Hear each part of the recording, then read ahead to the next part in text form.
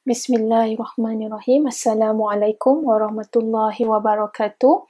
Okey, kita sambung perbincangan bab 8. Okey, kali ini kita akan bincangkan tajuk 8.2 iaitu mekanisme pernafasan dengan standard pembelajaran iaitu membanding dan membezakan mekanisme pernafasan di antara manusia dengan haiwan. Okay, kita pergi pada mekanisme pernafasan yang pertama iaitu pernafasan bagi serangga. Okey, serangga dia akan bernafas menggunakan pengecutan dan pengenduran otot abdomen. So, pengecutan dan pengenduran otot abdomen secara beritma akan memampatkan dan mengembangkan trakea pada sistem trakea untuk mempercepatkan resapan gas ke dalam sel. Okey, untuk proses tarik nafas, serangga akan menyebabkan otot abdomennya mengendur. Okey, bermula dengan pengenduran otot abdomen yang menyebabkan injap spirakel terbuka. Okey, so bila spirakel terbuka dan bila otot abdomen mengendur, isi padu di dalam abdomen akan bertambah menyebabkan tekanan udara di dalam badan ataupun di dalam abdomen lebih rendah daripada tekanan udara di luar badan. Okey, oleh itu udara akan dibawa masuk ke dalam trakea melalui spirakel. Okey, dan udara yang masuk tadi akan dihantar ke hujung trakeol, yang mana hujung trakeol adalah bersentuh terus dengan sel-sel badan dan juga mempunyai bendaleh.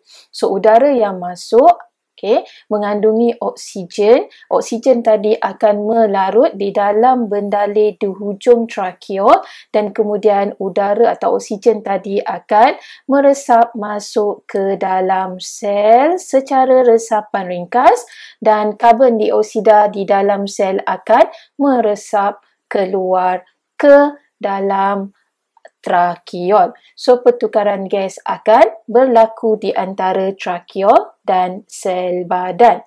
Okey, so untuk menghembus nafas, serangga akan mengecutkan otot abdomen. So, bila otot abdomen mengecut, isi padu di dalam abdomen akan menurun, menyebabkan tekanan udara di dalam abdomen lebih tinggi dari tekanan udara di luar badan. Okey, oleh itu udara yang mempunyai karbon dioksida yang banyak akan keluar dari trakea juga melalui spirakel ke persekitaran. Okey, so di sini berlakulah proses pernafasan bagi serangga yang melibatkan pengecutan dan pengenduran otot abdomen secara beritma. Okey, kita pergi pada mekanisme yang kedua iaitu mekanisme pernafasan katak. Untuk proses tarik nafas, apa yang berlaku pada katak ialah dia akan menurunkan dasar mulut. Okey, so bila dia turunkan dasar mulut, okey, dan pada masa yang sama glotis ditutup. Glotis ni adalah injap ataupun penyambung antara rongga mulut dengan peparu. So, dia adalah macam pintulah yang memisahkan kedua ruang.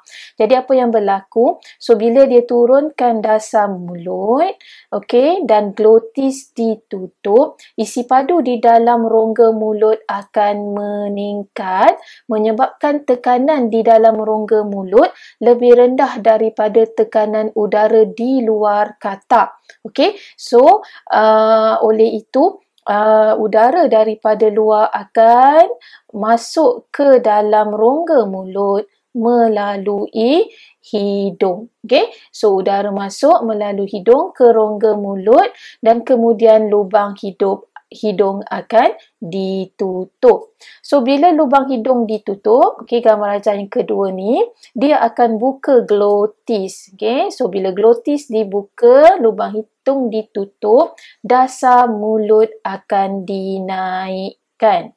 Okay, so kita nampaklah katak punya mulut tadi kempis. Okay, yang tadi masa yang pertama tadi, kita nampak bahagian mulut katak tu kembung. Okay, kemudian dia akan kempis. So, bila dinaikkan, tekanan di dalam rongga mulut akan meningkat lebih tinggi berbanding di dalam peparu. Okey, oleh itu udara yang beroksigen akan ditolak masuk ke dalam peparu melalui glotis. So, udara pun masuk ke dalam peparu.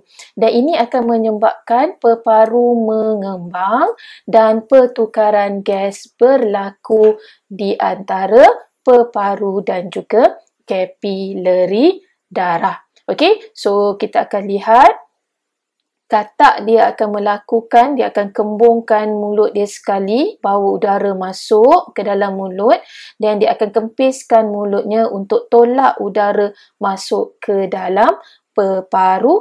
Ini terlibat dalam proses tarik nafas.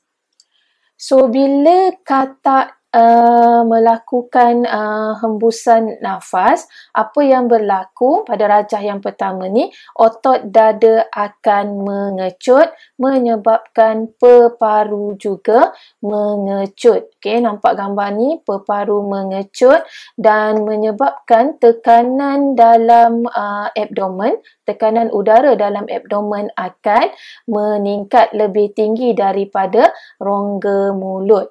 Okey, kalau kita lihat pada waktu ini, sekali lagi katak menurunkan dasar mulutnya. Kita akan nampak katak mengembungkan bahagian mulut. Okey, dan disebabkan tekanan di dalam peparu lebih tinggi daripada rongga mulut, glotis akan dibuka dan udara akan ditolak dari peparu ke rongga mulut. Okey, dari peparu masuklah dalam rongga mulut. Okey. Kemudian sekali lagi katak akan menaikkan dasar mulut, glotis ditutup menyebabkan rongga mulut sempit, tekanan udara di dalam rongga mulut lebih tinggi dari luar badan katak dan lubang hidung dibuka menyebabkan udara yang kurang oksigen tadi dikeluarkan melalui lubang hidung yang terbuka. Okey, sekali lagi semasa hembus nafas kita akan nampak katak mengembungkan mulutnya.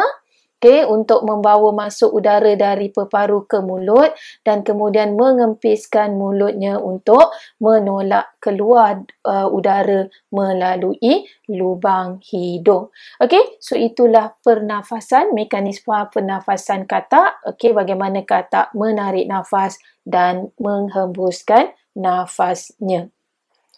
Okey, mekanisme pernafasan yang ketiga, kita tengok bagaimana ikan menarik nafas dan ikan menghembus nafas.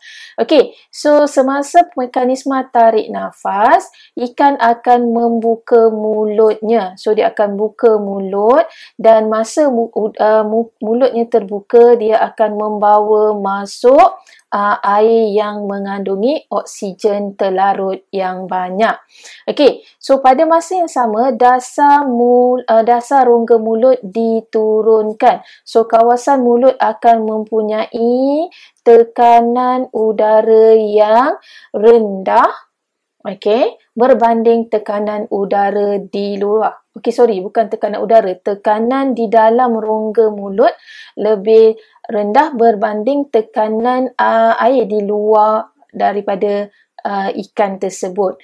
Okey, dan pada waktu ini semua operculum tertutup. Okey, isi padu dalam mulut bertambah, tekanan dalam rongga mulut berkurang, okey, rendah berbanding tekanan di luar ikan. Jadi air yang mengandungi oksigen terlarut akan masuk ke dalam mulut, okey, melalui mulut. Okey, masuk dalam rongga mulut melalui mulut. So bila bila air tadi yang mengandungi oksigen mengalir, dia akan mengalir melalui filamen-filamen. Okey, jadi dia akan melalui filamen insang. Okey, dan semasa air mengalir melalui filamen insang, pertukaran gas berlaku antara filamen insang dengan air. Okey, aliran air yang mengandungi oksigen terlarut yang tinggi.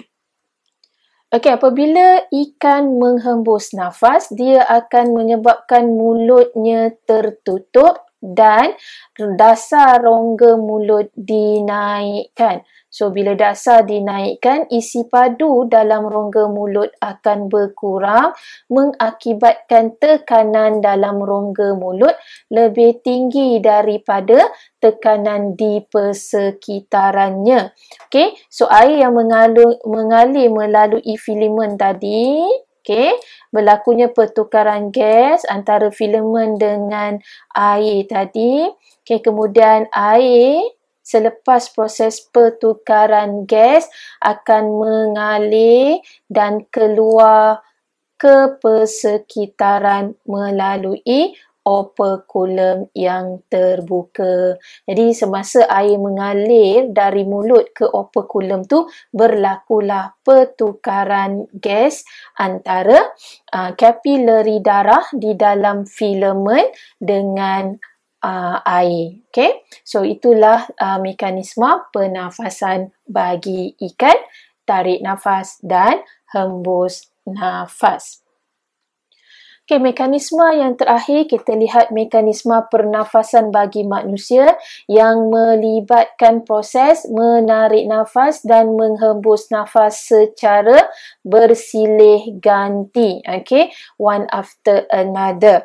Dan proses pernafasan manusia melibatkan kombinasi tindakan 3 jenis otot, iaitu otot interkostal dalam, okey, yang kedua otot interkostal luar dan juga otot diafragma yang berbentuk kubah. Okey, so bila otot diafragma ni relax, dia akan berbentuk kubah. Ni bentuk asal dia. Okey, otot diafragma.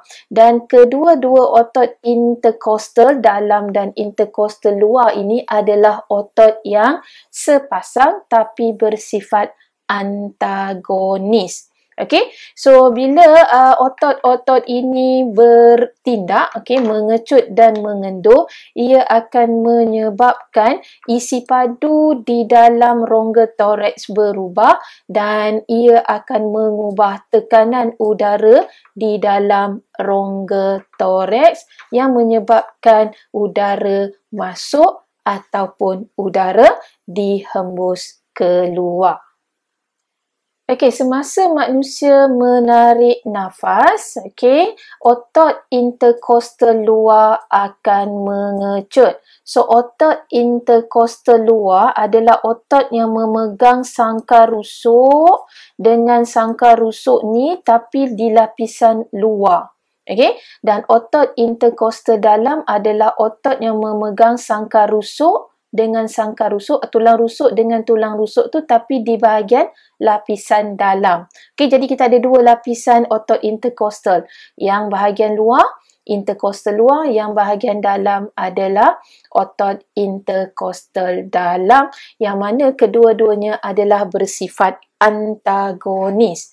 Okey, so apabila otot interkostal luar mengecut, otot interkostal dalam adalah mengendur sebab dia antagonis, dan pada masa yang sama otot diafragma, okey, yang bahagian bawah ni yang berbentuk kubah ni akan mengecut menyebabkan ia turun dan mendata. Okey, so bila dia turun dan mendata, ini akan menyebabkan isi padu rongga toraks meningkat. Okey, dia bertambah isi padu rongga toraks. Okey, so otot interkostal luar yang mengecut akan menyebabkan sangkar rusuk terangkat ke atas dan ke hadapan. Now you can imagine and you can act. So when you inhale, then cuba kamu tarik nafas dan rasa rusuk kamu, sangkar rusuk kamu itu ditarik ke atas dan ke hadapan.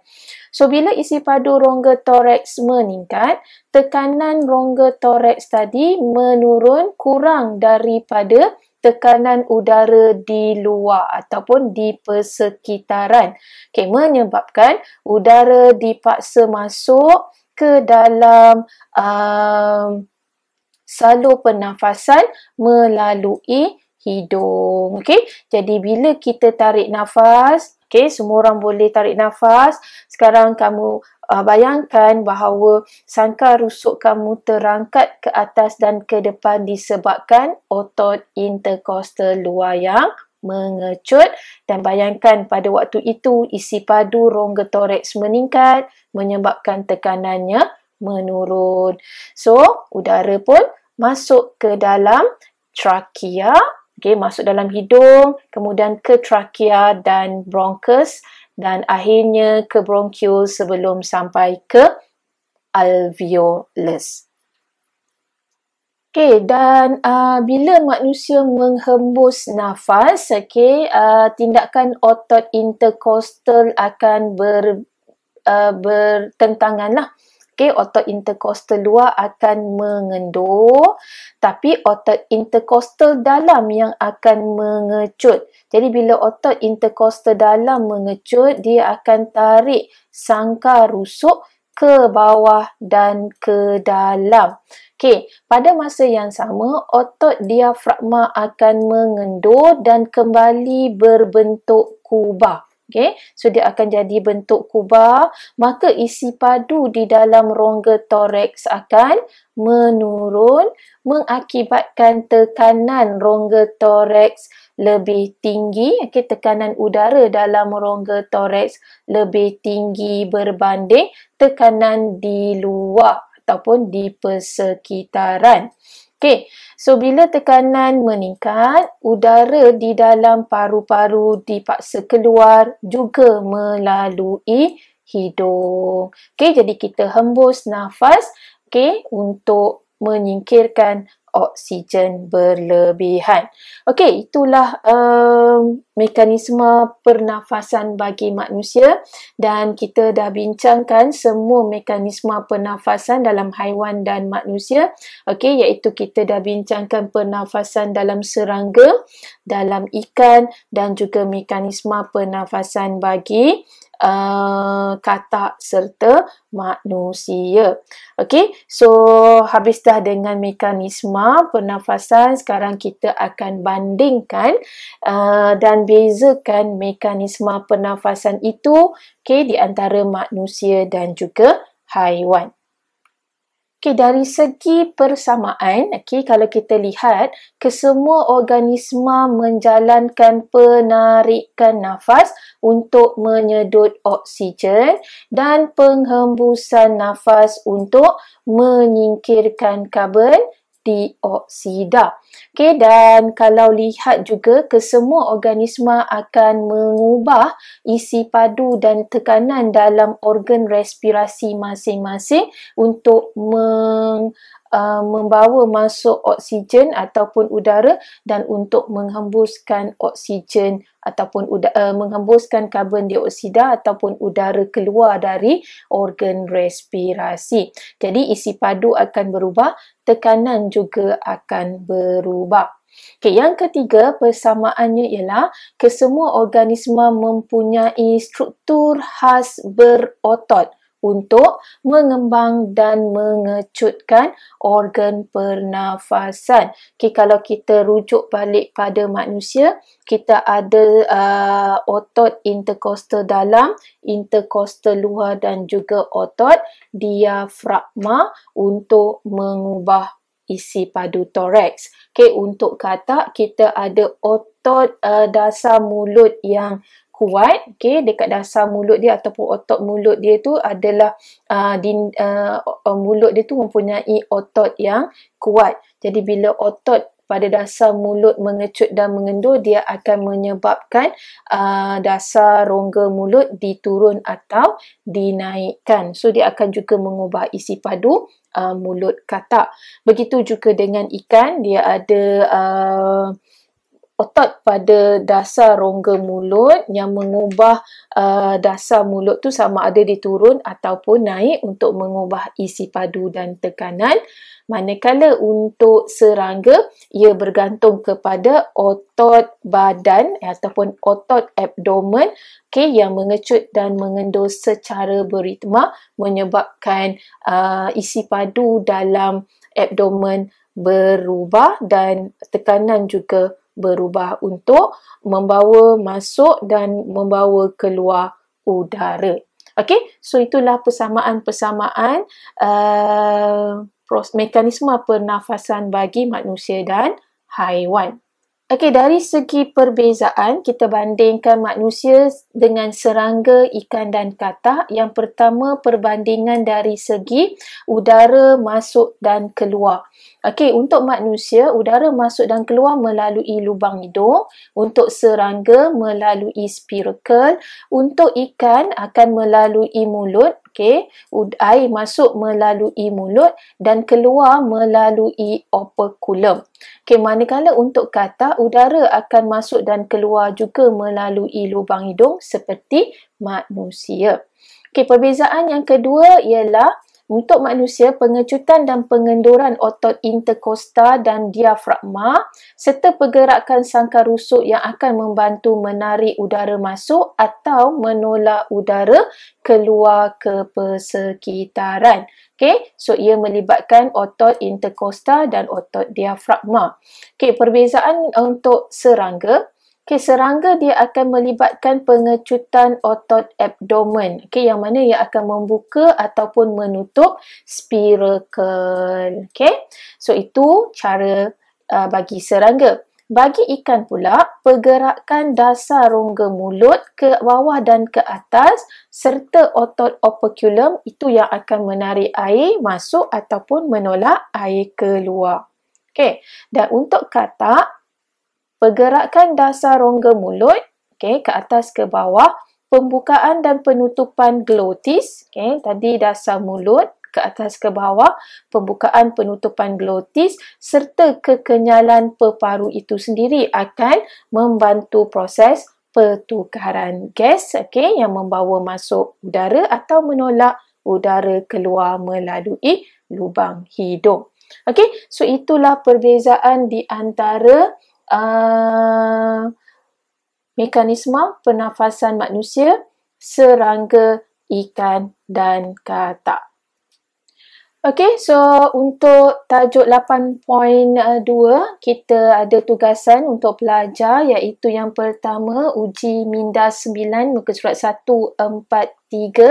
Okey, uji minda 10 pada muka surat yang sama dan uji minda 11 pada muka surat 144 untuk dilengkapkan oleh pelajar. Okey, so untuk tajuk 8.2 mekanisme pernafasan haiwan dan juga manusia. Okey, video ini berhenti setakat ini. Okey, kita akan sambung tajuk 8.3 dalam video berikutnya. Okey, itu saja untuk kali ini. Okey, kita jumpa lagi. Sekian. Terima kasih. Assalamualaikum.